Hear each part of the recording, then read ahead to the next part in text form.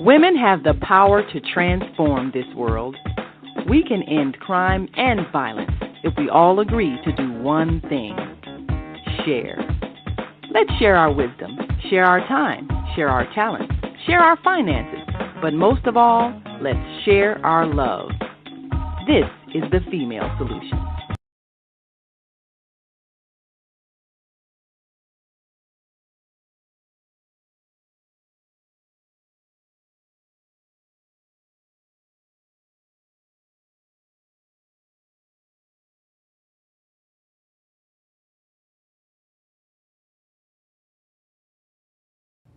Hi, I'm Naima Latif, and if you're watching this, that means you're one of the 4.6 billion people from around the world who are using an electronic device to talk to people.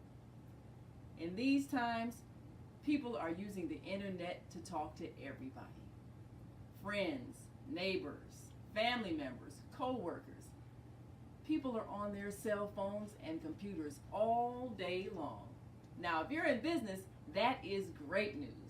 That means you can sell your products and services all day long and never have to leave your home. All you need is a media connection, somebody to connect you to an audience. And that's why I'm talking to you today. We produce programs, and our audience members are people who shop. They buy clothes, food, beauty supplies, cleaning supplies, home repair, transportation services, child care services. Whatever you're selling, they need to buy it. We're your media connection. Just follow this link, and tomorrow you can sit back and relax at home while your business is making you money.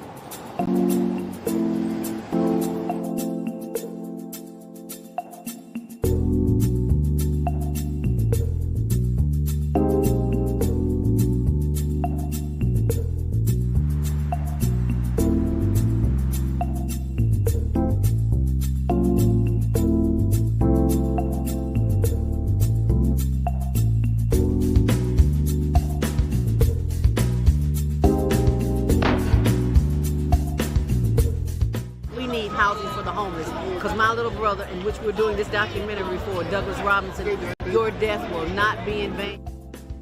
He was a heck of a great dude. And I love Doug. Doug loved me. Just being around him, he had a good spirit. He was a healing person. They are there. Get SROs back. When you give to the poor, should not be forced out of their neighborhoods when it goes through a period of transformation.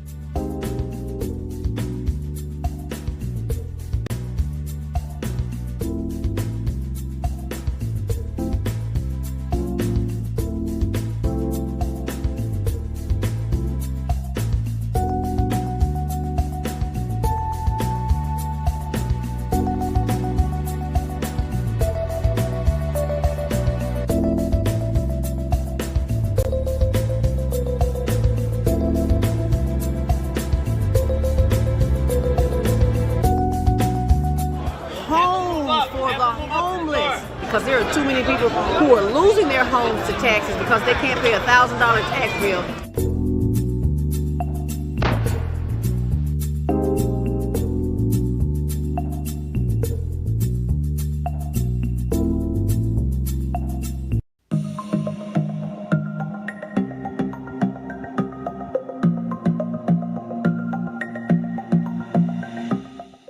Hi, I'm Barbara. I'm Cheryl. And I'm Naima. We're three Black moms.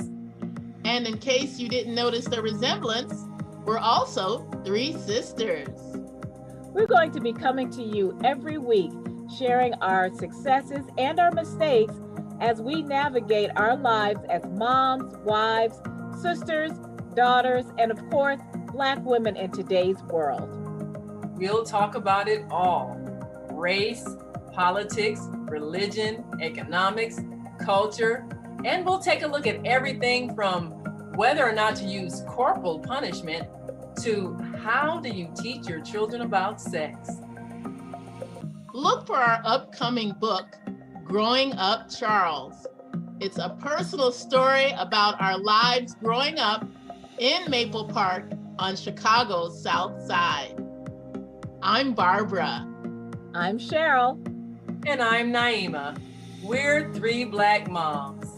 Follow us on Facebook and subscribe to our YouTube channel, Three Black Moms.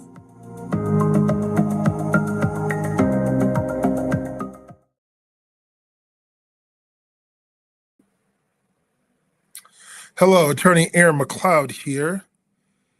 I am the managing attorney of McLeod Legal Advisors. I am the co-host of Let's Get Uncomfortable.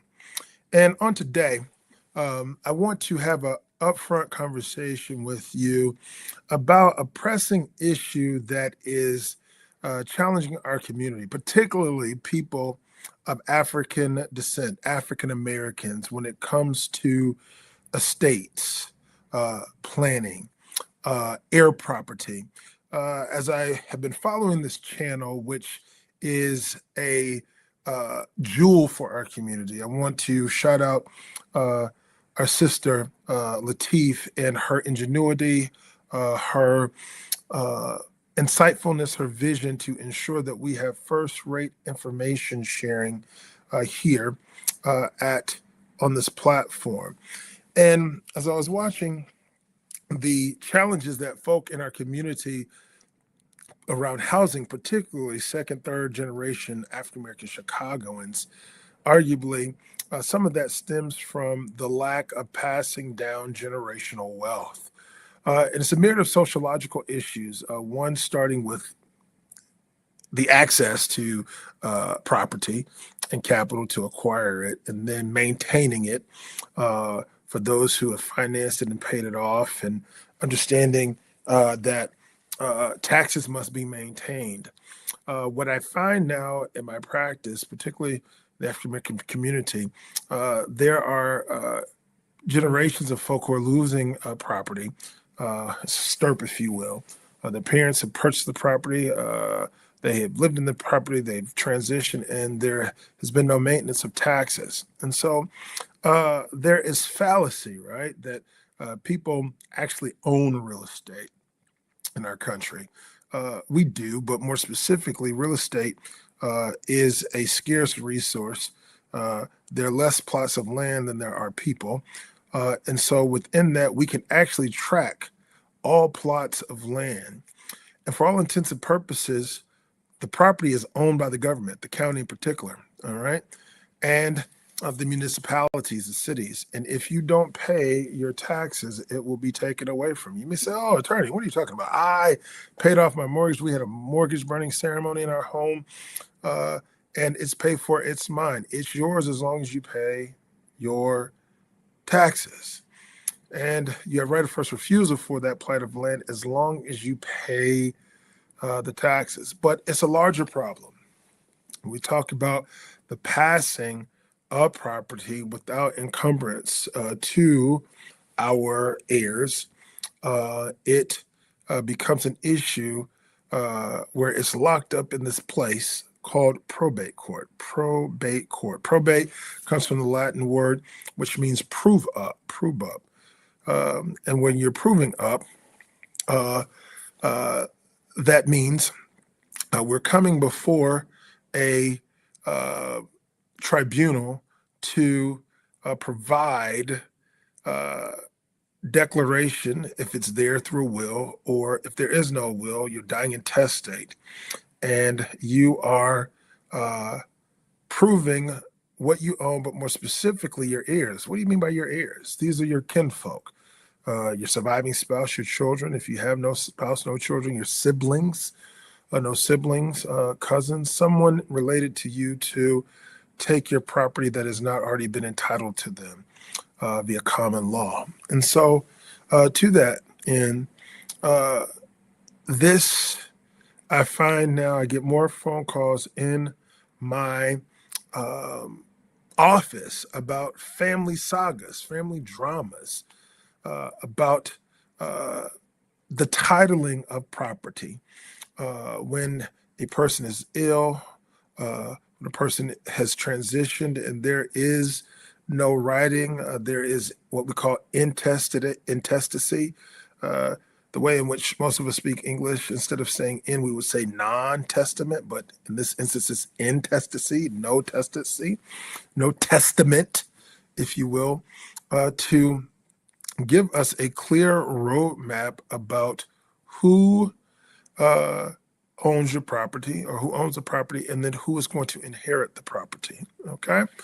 And so I have some pictures here from my website, but I have a presentation I'm going to share with you all so we can talk through some of this, and I'll share some anecdotes to entertain you as we look at this saga of not deeding property to an entity that can provide you protection, i.e. a land trust, and also bequesting or bequeathing property to your heirs, the ones who you want to have it, right? And so I'm going to share, going to present, share screen.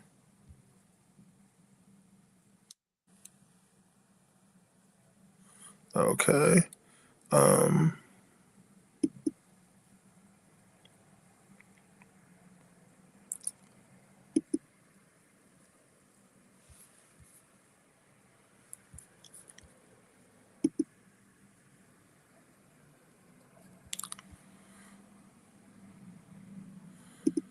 Okay. See if I can share the screen for you. Oh, share entire screen. Sorry. Okay.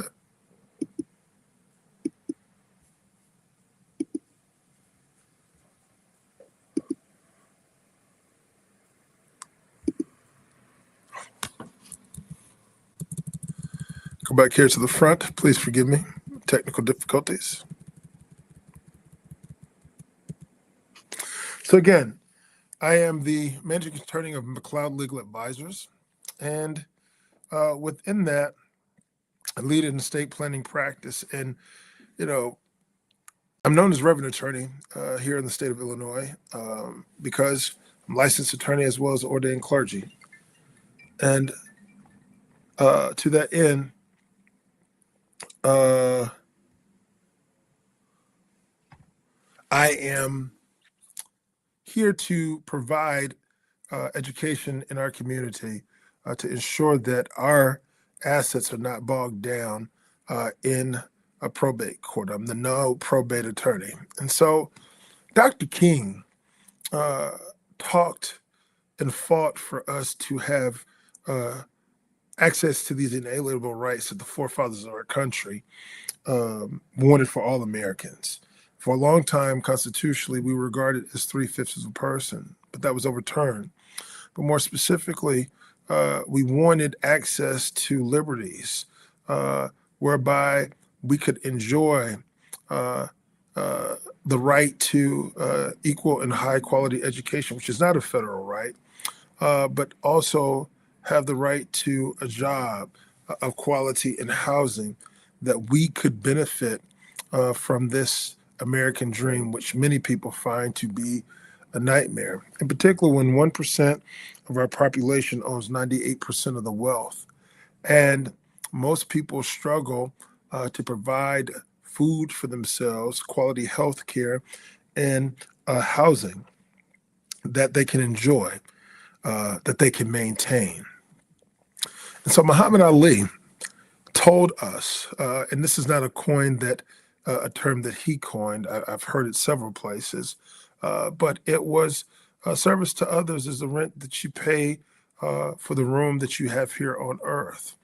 And so the rent parties, we used to throw those back in the day, charge $1 or $2, get a couple, some good drink and dance, and that's how we cover the rent. And so within this, he's saying that the service that we provide, the beneficence, the benevolence that we provide to our brother and our sister, as we champion and recognize their humanity, is the rent that we pay to live on this earth. Also, Dr. Dennis Kimbrough, scholar par excellence, validated himself as a scholar up in Evanston at Northwestern University, and he studied the trends of wealthy African Americans, and he was tapped to write a Black adaptation of Napoleon Hill's book, Think and Grow Rich.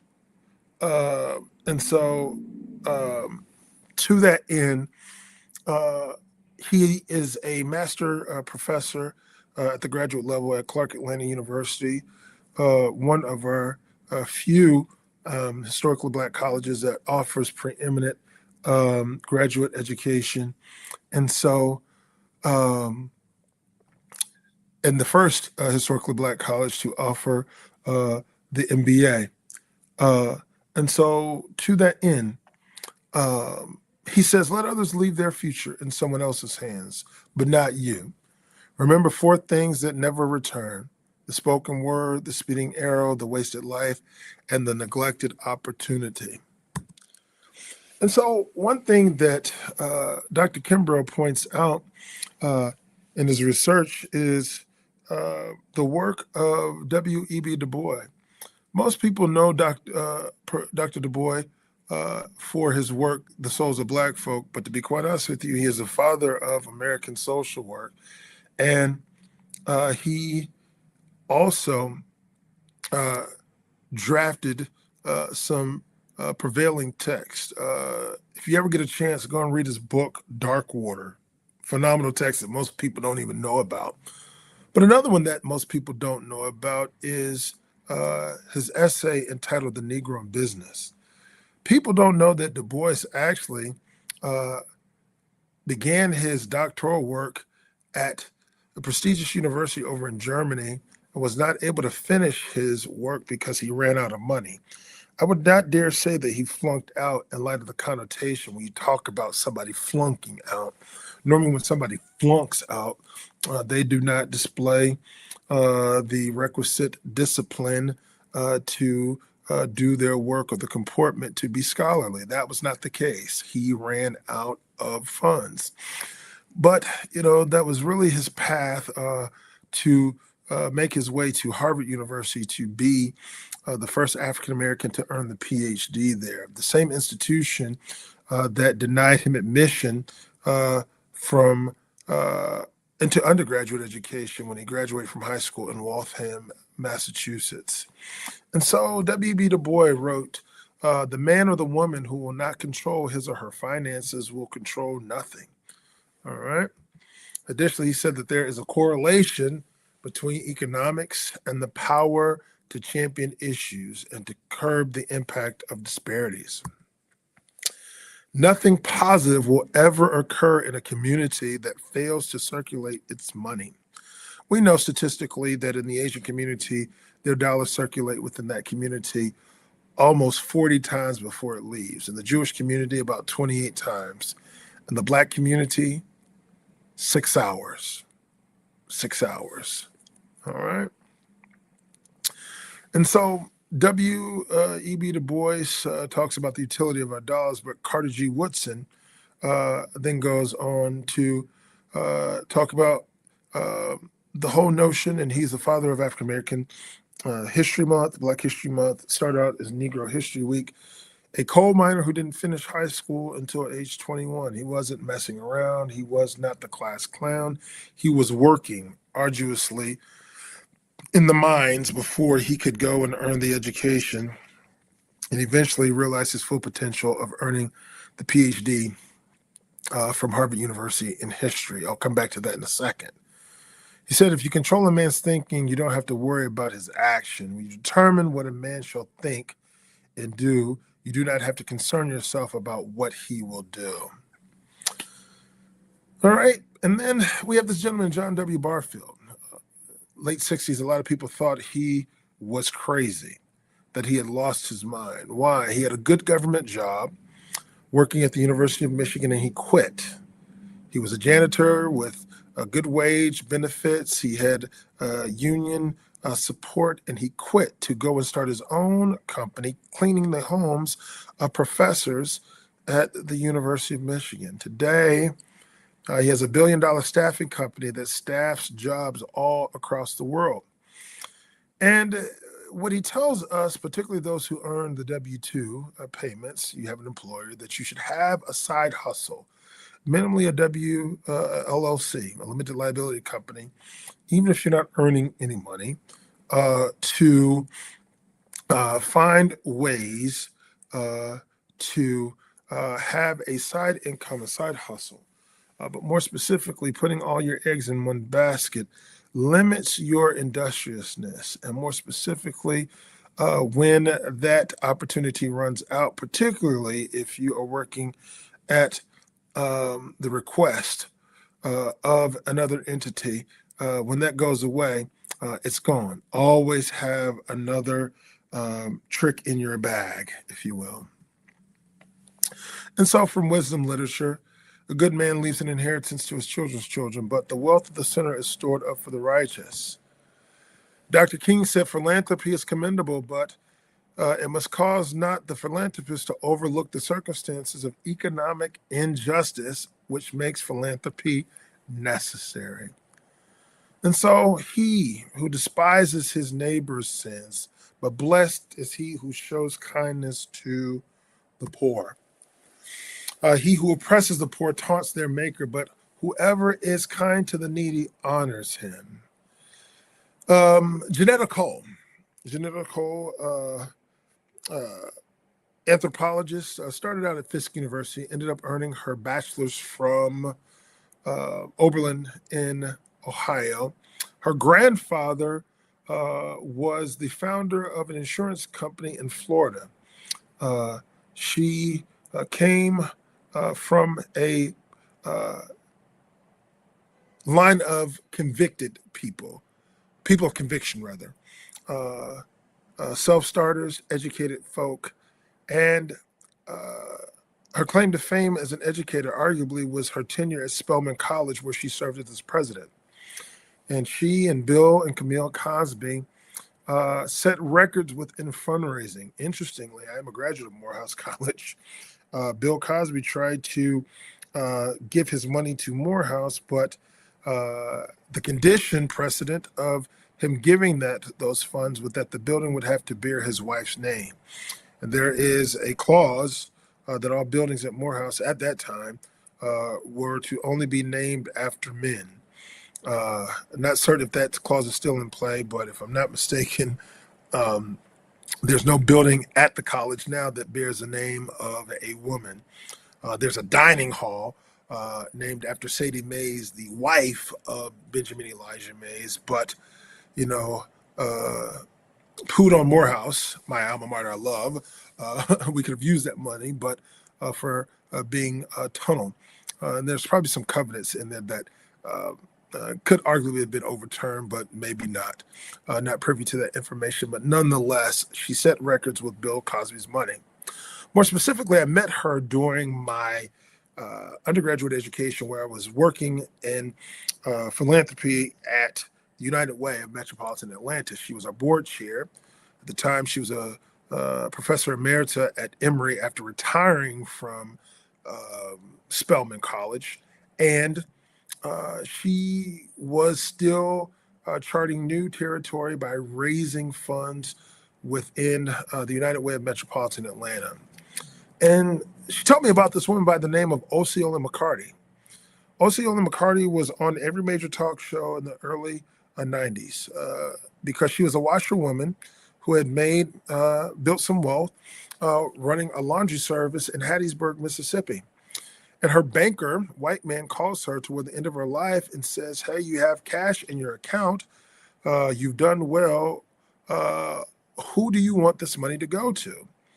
And she wanted to start a scholarship at the University of Southern Mississippi to benefit African-American women to attend this university that she could not attend because of the color of her skin.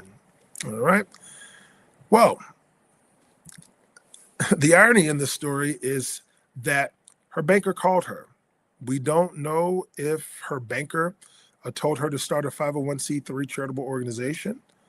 And why do you call that into question? One, when you start a 501c3, 60% of those revenues that you earmark from your W-2 or from your own business to your nonprofit is tax sheltered. So if I make $1 million and I earmark $600,000 to my nonprofit, which I don't own but control as a fiduciary, it's technically owned by the state, it's tax sheltered. And so within that, she's giving this money away, but she would have more business leverage if it would have been bequested through a 501c3 and taken advantage of the utility to leverage the nonprofit. My point in sharing that is that nonprofits, not as I tell when I'm getting calls from people in my office about nonprofits from our community, they're saying, hey, Rev, I need a nonprofit. I hear the city's giving away money to mentor children, and I've been doing that for all my life, and I feel that I'm entitled to get some of this government money, but the only way I can get it is if I have a nonprofit and a 501c3 tax status, which is great, noble. But you leave a lot of value on the table for those who have money, revenue streams, entrepreneurs to have a nonprofit that we earmark funds to, whereby you can become an employee of that nonprofit. You can employ your spouse or children, but more specifically, you have more utility of your funds. Nonprofits, quite honestly, have been estate planning and tax sheltering institutions for wealthy people. The Herman Milton Foundation, the Milton Hershey Foundation, rather, the Coca-Cola Foundation, those funds are earmarked to those charitable organizations to have more spending utility for community investment, okay? And so education. There is an upside to investing in education as far as the foundation to build on your estate, but more specifically, your heirs' estate, your children's estate. And so, interestingly, W.E.B. Du Bois was the first African-American to earn the PhD from Harvard. The second was Carter G. Woodson, both in the Department of History. Carter G. Woodson's seminal text is A Miseducation of the Negro. And in this text, I read for the first time my freshman year in college, he writes about the faux pas of educated Black folks not being able to relate to people in the masses, and then making economic faux pas.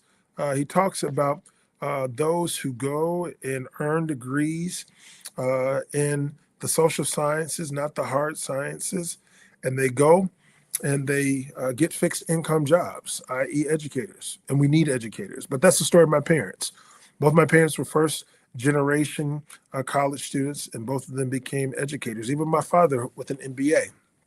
And with that, none of their institutions won a historically black college that struggled over the years to make ends meet. One in which, and I'm torn with great sadness and grief, St. Augustine's University, which is now defunct or does not have its status to be accredited, which was at one time a thriving historically black college affiliated with the Episcopalian Church, and had award-winning athletic teams, particularly in track and field, and basketball as well, and just has fallen off in the last couple of years. Just a real loss to the African American community. But more specifically, my mother was a public educator, and there was no bonus, even though she was recognized for being a top teacher, national board certified teacher, which gave her a huge raise, merit pay, that she benefited from, at least for the last 10 years of her career, which allowed her to retire with strong benefits. But my point in saying that is Carter G. Woodson chided people like my parents because my grandfather drove trucks for Merck's and then had his own transportation company. My other grandfather worked in a smelting plant. My other grandmother was a domestic for a doctor of Jewish descent in New Jersey, and my other grandmother worked in a dress factory. It never dawned on my father to take his MBA and begin to scale my grandfather's transportation business. As many other African Americans from my parents' peers who went on and became educators, teachers, or government bureaucrats, working, giving their lives, their best years of their lives, to institutions that did not connect their performance with their compensation. No matter if the children scored well on tests or if they had perfect attendance or if they were exemplary in their evaluations, there was no correlation, all right? At least when you go out and work a sales job within the pharmaceutical context or within the widget context, technology, there are incentives. You get commission. My first job that I worked, believe it or not, when I was 16 years old, was at Belk's department store, similar to a not as similar to a Yonkers or Macy's now, Southern store, right? And so I had a base salary, but anything over my sales target, I got a percentage of the sale, So I learned about commission early on in life. And so within that, we leave a lot of value on the table when we don't link our education to being enterprising, right? I should be trying to leave my practice to my son, to my godchildren.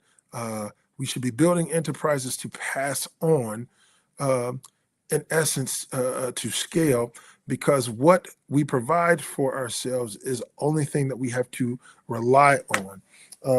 If we do not have anything to pass on, i.e. property, stock, or membership in a corporation or limited liability corporation, we cannot expect for our kids to be dealt with judiciously or fairly within this capitalistic market that we live in. We have to be enterprising, And so Freeman Rabowski grew up in Tuskegee, Alabama. His parents were educators. I had finished Hampton University, entered in at age 14, and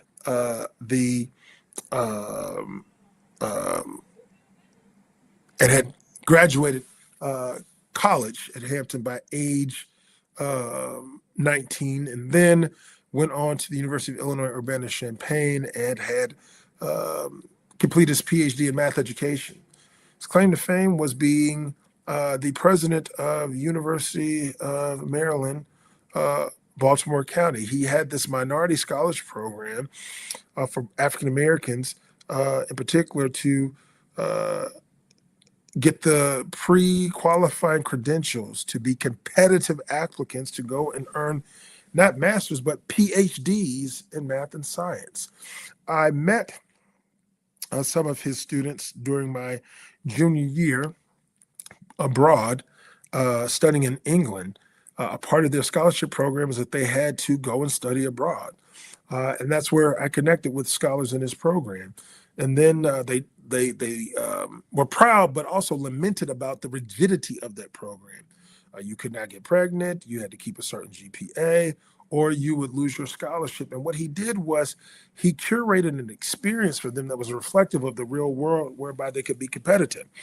And so I caught up with another one of the students who I met when we were studying in England. We reconnected when I was in divinity school in Cambridge, up at Harvard, and she was at MIT getting her PhD in chemistry. It paid off.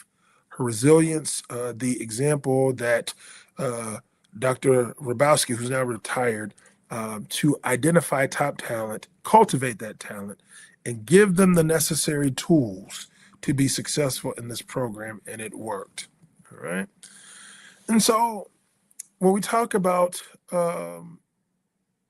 building off the education, being enterprising, passing forward, it is in our natural instinct as human beings, the highest form of animal species, to procreate. And within this Western context, we champion the cause of procreation, or at least historically we had done that through the institution of marriage. And what most people don't understand is that marriage is a partnership. It is a business relationship, right?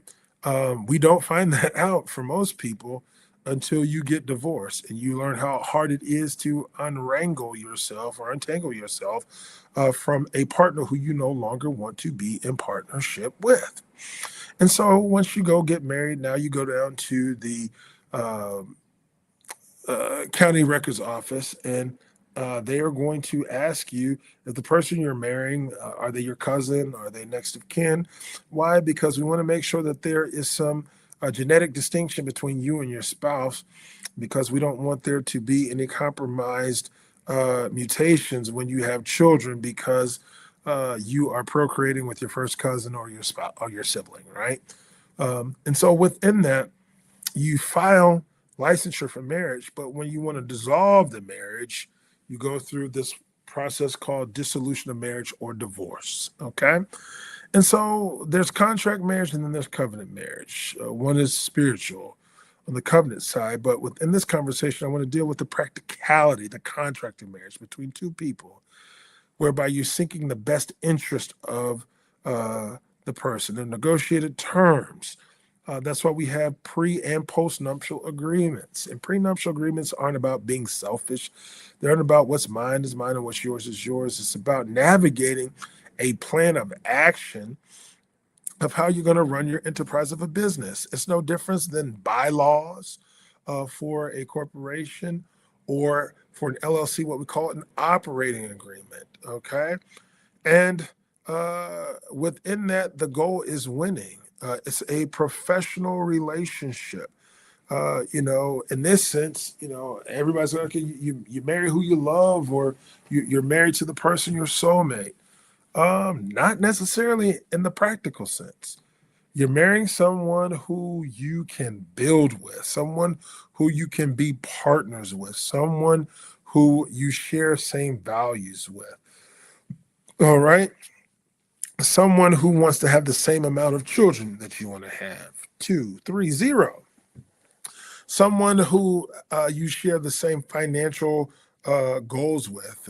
You want to purchase property together. You want to earn property. You want to acquire wealth. You want to travel the world. You want to invest in your progeny.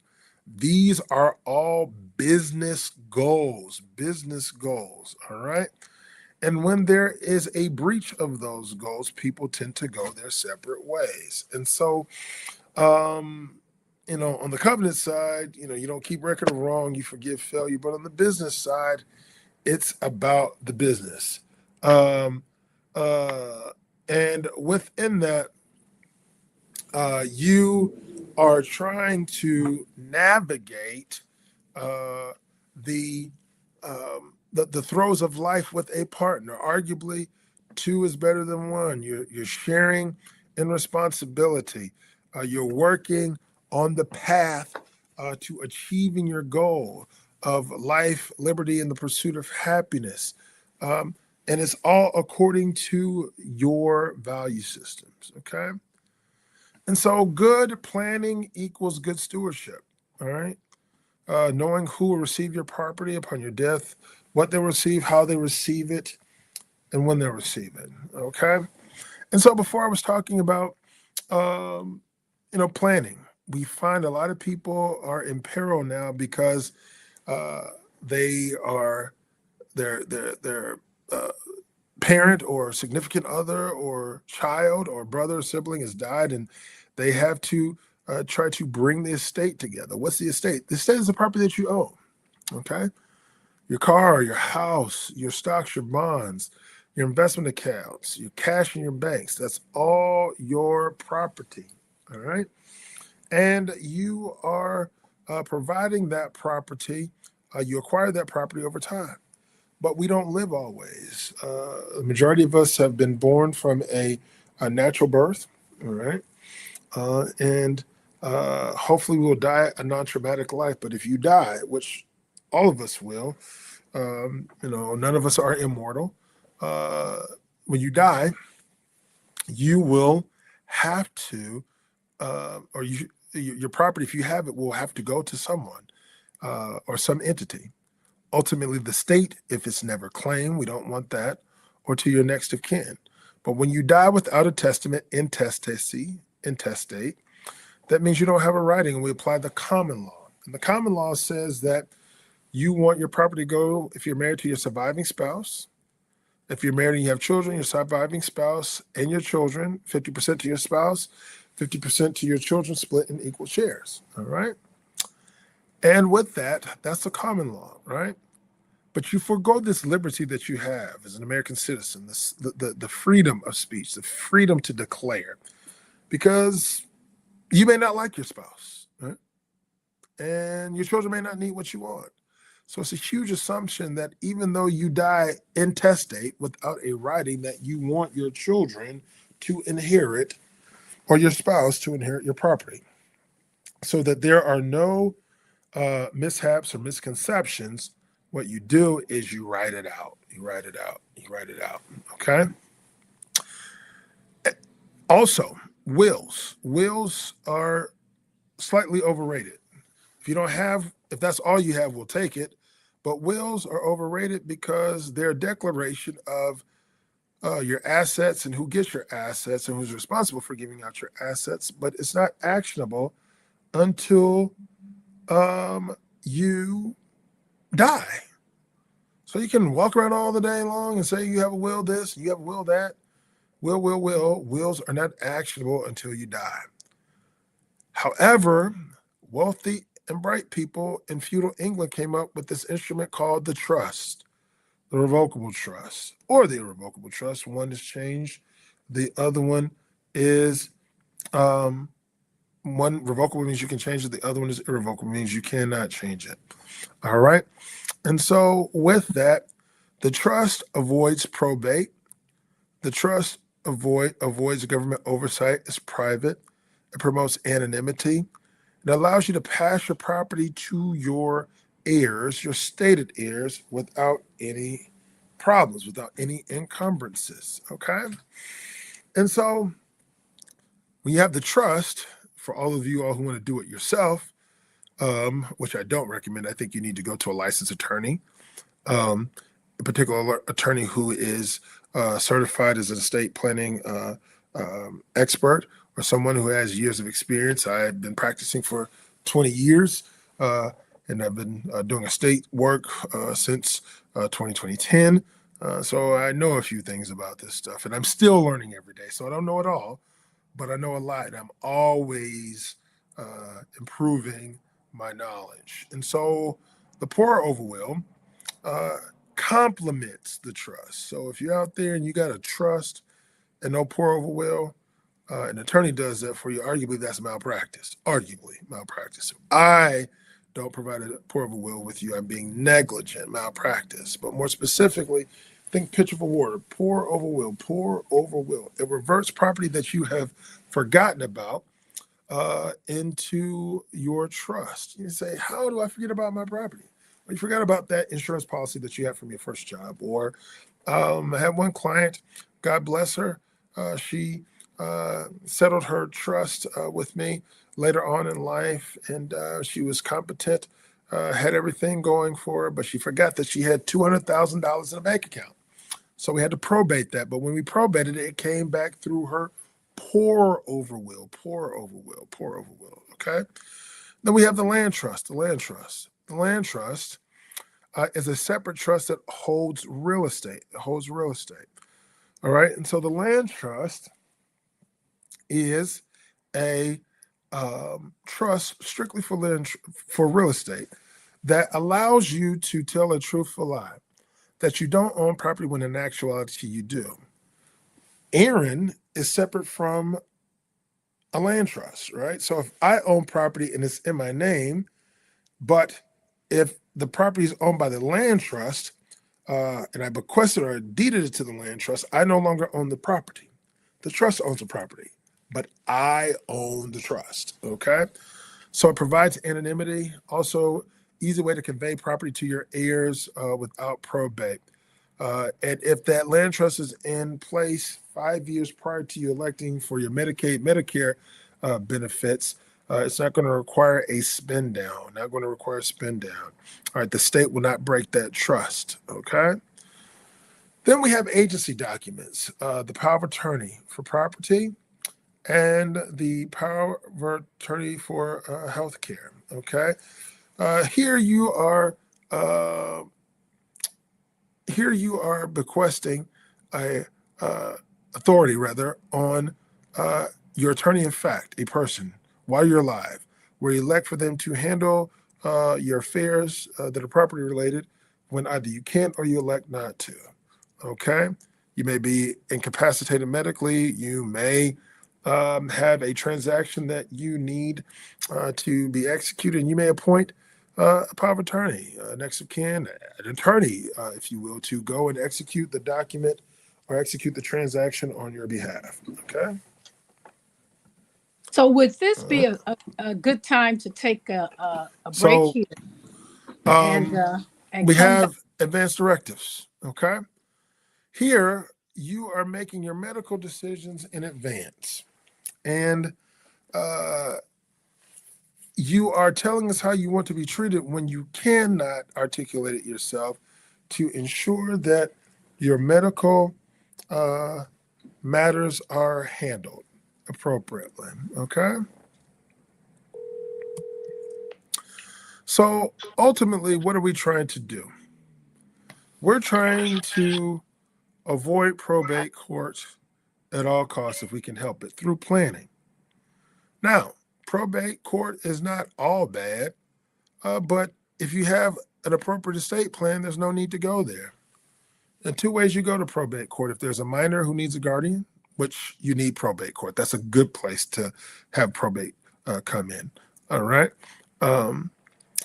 Also, for guardianship, for an adult person who is incapacitated physically and mentally, you can come in and become a person's guardian.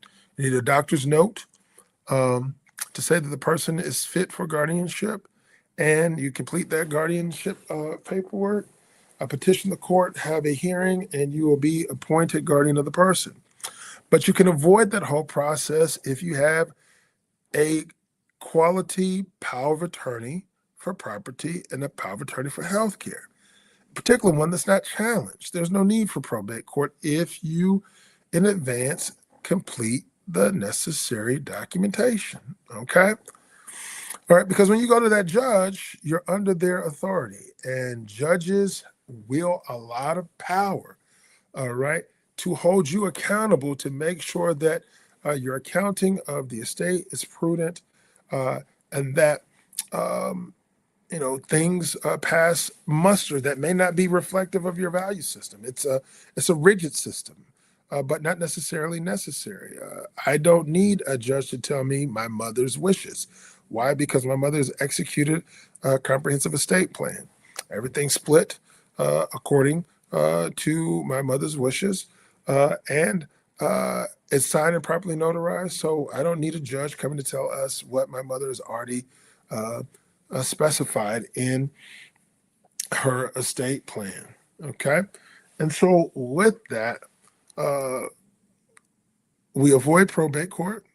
We want to keep your cash out of probate court, your family out of probate court. I have seen, believe it or not, some big battles in probate court, family fights. Folks don't talk to each other because someone was disinherited or there's a guardianship matter, and it is taxing the estate. Resources are limited, and it's just not a place that you need to be if you plan. And folks who end up going there are folks who have not planned, and they don't know any better that that is a place that they need to be. Okay. All right. So advanced directives, again, filling out these forms help us to know how to provide care for you when you can't make them yourselves. So you want to know, do you want death delaying treatment? I.e., do you want to be kept on a machine? Do you want treatment to the highest care? And that's something that you really need to take seriously. Having a strong medical advocate on your behalf goes a long way. Hospitals have the best of intentions, but they also play a role in population control. As much as they're there to heal, there are people who are going to go there and inevitably die. And I think that there's a correlation between who lives and who dies, in particular based off the rating and the quality of the care of the hospital. Every hospital wants to give good care, but some of them are just resource challenged, particularly in urban and rural settings. I'm fortunate to live in the city of Chicago, where we have 3 amazing research hospitals here in the city, and then some also amazing medical networks that do great work as well. And then we have some community hospitals in rural settings and in the urban settings that are resource challenged, but they have redeeming qualities as well.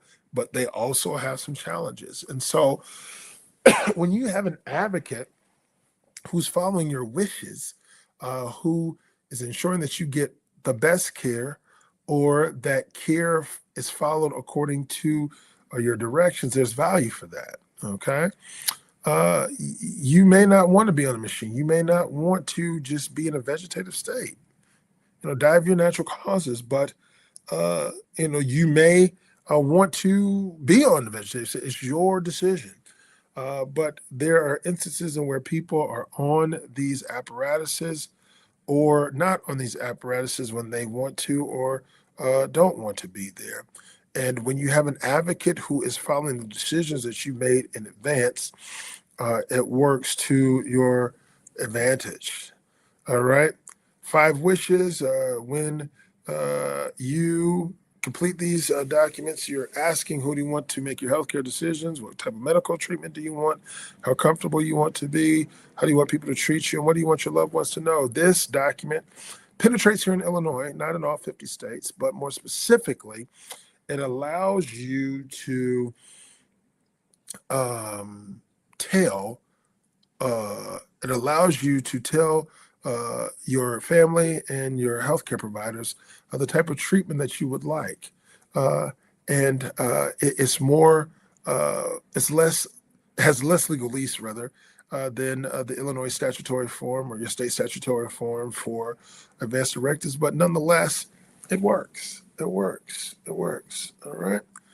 Now, what happens when you don't have the advanced directives filled out? What happens when you don't have an agent advocating for your health care? We employ the surrogate decision laws for your state, particularly here in Illinois. We're looking for the guardian of the estate, which is a financial person dealing with the property. No guardian, a spouse, no spouse, a sibling, no sibling, adult child, adult grandchild, no family member or friend, and then no friend, the guardian of the estate. First, we're looking for the guardian of the person, which is guardian, if there's no medical advance directive, right?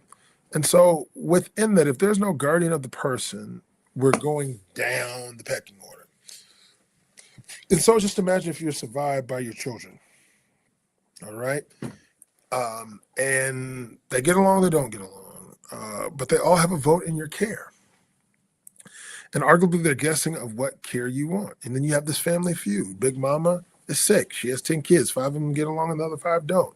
But they all tell stories about what Big Mama said and how special they are to Big Mama. And we have a family feud that is being mediated by the social worker, the nurse, and the doctor. Inappropriate. And with any fight, we want to know who's the blame. The blame is Big Mama because she did not file or execute her advance directives. All right. So as we wrap up here, I want you all to know that if you want to learn more about advanced healthcare, estate planning, and advanced care planning and asset protection, click on my QR code where you can make an appointment with my office. My website is, I'll stop sharing here, exit. Go back here to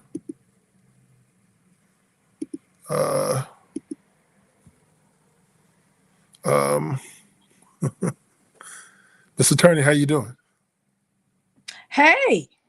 I did not know you were there. Yeah, for about the last 40 minutes. Okay. You should have interrupted. I did. Oh, you did. I'm sorry. It's okay.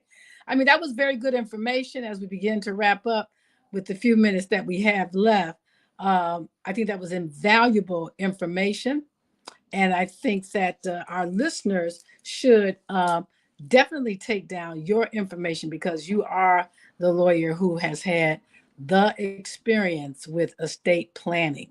And it would help even sometimes with the smallest of estates to alleviate the discourse that could happen once the testator has passed on. You know, there, for example, there could be different recollections at different times as to what the testator wanted. At some point, it may have been one way, A, and another point it was B. And oftentimes, those directives and wills and trusts, especially the trust, they need to be clear the closer you get. I myself personally have gained a lot of information from this time that you have done this. So maybe we can just call this part 1. Part 1, okay. Yeah, this is part 1 for those out there tuning in. This will be part 1, and we can also do a part 2, maybe with some examples of how one can find themselves in a terrible lawsuit. And oftentimes my favorite remark here is, do you want the money or do you want us as the lawyers to get the money trying to resolve the dispute? So we'll do a part 2 on that, in how to keep the money that mama left you and grandma left you without there being a bleak house, which is the name of a book, Bleak House, where there was a lawsuit called Jadis versus Jadis, and the lawyers didn't get off of that estate until it was all gone. We'll see you next week.